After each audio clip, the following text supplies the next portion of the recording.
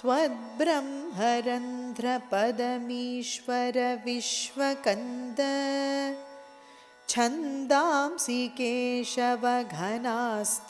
केशपाशाः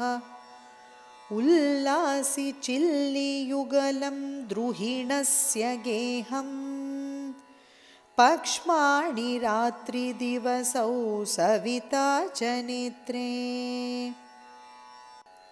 निःशेषविश्वरचना च कटाक्षमोक्षः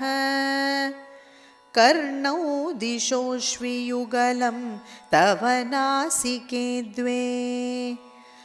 लोभत्रपे च भगवन्नधरोत्तरोष्ठौ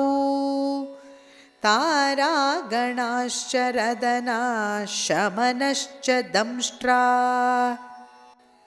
मायाविलासहसितं श्वसितं समीरो